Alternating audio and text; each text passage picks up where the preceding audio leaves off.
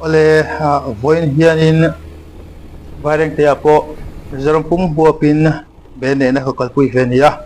Forest Conservation Amendment Act 2023 dula una MNF party tena anlantir chu vareng te apo kalpui ania tukan jing dar ruk borvel tang khanin duty hin siam trania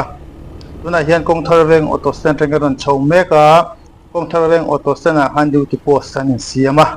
chuarin kan tlan chho zelanga kong tharveng auto stand hi ka thret angin vaireng te in ka na samne ka in kan mun lai khania chuanin kan tlan chho zelanga tuna hianin ka chung kan lut chho dona ilahi nuam kup mai kong tilai vel hi tlan pon do ma an thret tho angin FCAA 2023 hi Mizoram Sarkar chuanin oma chumang chuanin Central Sarkarin engemaw chena kan ram chunga thuneina hanron nei don mi poina langa an hriat thei chena chuanin ramri atanga international boundary atanga KM za pom chung hi thuneina an nei don ni in Central Sarkar hianin chuteang do chuanin hriat ania chuanin Forest Conservation Amendment Act angin KM za pom chung hi chu forest ram Central Forest Reservation anga khanalu don ni na langa chuanin an hriat zel dan chuanin heng ram KM za pom chunga hianin sarkar hianin Central Sarkar hian adu duna hianin heng ram chunga hianin infrastructure sang sang I ema ni ram nei tu te hriat pui da le rem tin pawh la lovin arot mang thei don angin an soi boka tung ta chu ani wang chuanin hetianga kan ram chung ngeya ram lei lungpa te poina thu kan nei thei lo tur khopa I central thun hoya kan tulu tur hi MNF ministry MNF party lam hian an rem ti lo ni na langa I alomom ang reng khop mai pung lama chuanin ting zong ang hianin ma la thei tu kanam te po hi thil thatak ani chuanin imi chung changa hianin ke ni chuan soi thui tur technically kan setam lova chu ma chu kan soi thui tam bak lova ka ti ani me selati na kar lak lova kan soi sau do ko nga chuan voi ni hianin ben hi bare te ko chunga po hian pui te he ka thlop thave ang reng hle mai na langa office sang sang khar ania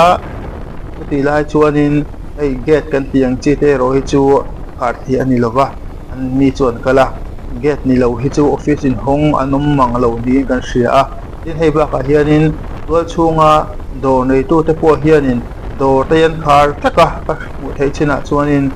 ena kan tlan cheu nganen zelanga dorang khar taka tin mi pui ve ba po hi an sum maya chu ti lai chuanin chu hui la ra han tlan wal he anom le thina he ho hi chu duty te po ni in ngai thein lai om bok ani tula hianin kong thar chawa kan tlan meka kong thar chawa po hin dor in hong om mang lova in mi pui ve ba po hi to angin an tom im khop maya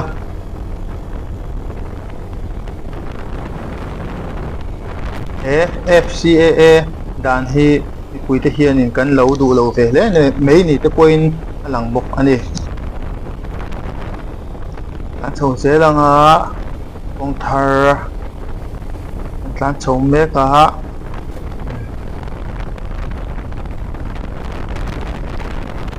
lai tak hi kan hriat theinan tun ma police check get hlui thin ani bok ani kong thar hi asai ve khop maya kem ni don kem ni chuang te pon ni kan ring dawa kong thar ani angin he kong an siam hlim hianin mi pui hian kong hian bo khop maya in achak lama kong chak lama hian tlang nuam feng te feng hin te kha oma thang lama hian kong len thar len dang om to lawa chuwang chuanin kong pui bel mai lo chu kong thar ta hi chuanin I turapang view omna turapang view te point ari nom bok ani chuan tuna hian four lane ron kal tur hian in hemi kong thar chhuah lampang kong thar hemi mual mong lampang a hian kong thar four lane ei tur ani bokana chuan ti hian kong thar chu kan tlan pel dona tuna mi hi mamko bifko mamko ho get hlui thin ka ania la hi vaireng te post office ania se chho se langa te khanin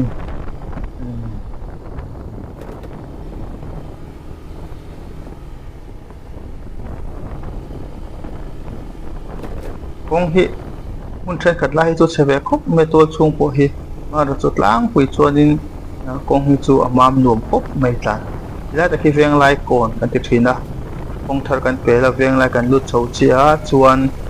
kong peng thom pakhat la om le ka hol veng lampang dam dor in kong tlang nuam veng thun lampang pan na kong ani la hi veng lai phe ania dor reng kha chak po ti lai phe hianin mi pui te hianin kan thlop ve hle ani FCA hi kon sa pui rot peng ania ri lai kha tlai khu electric office peng an ni le a chuanin ilai sira hian kan office om ta vai reng te office ka chuan kan tlat lang pai zelanga bangla veng kon kan tlan me ka hei dor te poya in khar lo vek ani hriat thei china chuan dor in hong anum lova office po in hong anum lo ina lang bawk ani la hi bangla veng kan pe le don chia ai dak so peng thum le hi SGO civil peng puania bangla veng le zelen veng tlai bangla veng a leng ta ilai forest pia chia tang khan zelen veng in tana zelen veng kon phei kan tlan le me ka zelen veng kon phei a po hianin dorin hong hi anum lova te so ka ngani khar saka pui te hianin he dan hi kan ngai poi mo le ni te point langa tin thlop ben hi chuan thlop hi a hlo ve do hrim thin boka mi pui tam tak ha taka na thokrim ta na han chol hadam na te po hi ani pa ve thei wang hianin ben po hian thlop hi a hlo ve thin hle ani chuanin tun tum ben khat kai chu ram nuk khoi thil ben ani wang hian poi mo e ma chu wang chuanin pui te po hianin e ben hi kan ngai poi mo tlanga chu wang chuan kan in khar hlomani ti te khanin han kip lai la thai ka ring tuna hianin zelen ve kan pela fil ve kan tla le me ka fil ve nga te po hian ti hianin dorin hong hi anum manglawa fil ve kon te ilai chhovel te po hi dorin hong anom ye lo ani chuanin hian kan tlang chho zelanga ilai hi fil ve kon lai tak ve ni ta chuan chim veng kan tlang thleng le don chia ti lai peng thum atang hian chim ve nga in tana chim ve kan tla le me ka chim ve nga po hian do chi sang sang om ma sela boinia hian dorin hong anom bik lawani in li thei ve fa po hi tu wheeler ti lo hi chu anom lova e tu wheeler chu nom le zau thina tu wheeler ti lem lo hi chu LMV ang chi te auto te truck te tu ba ka to klem lo wang hian anom lo tur kan ngai do bani chuan chim veng kan tlan chho le a chim veng hi pui ve le dewa tlan chho cha ti hianin in chim veng pe chu kong hin ruam khop me a zala in a chelo boka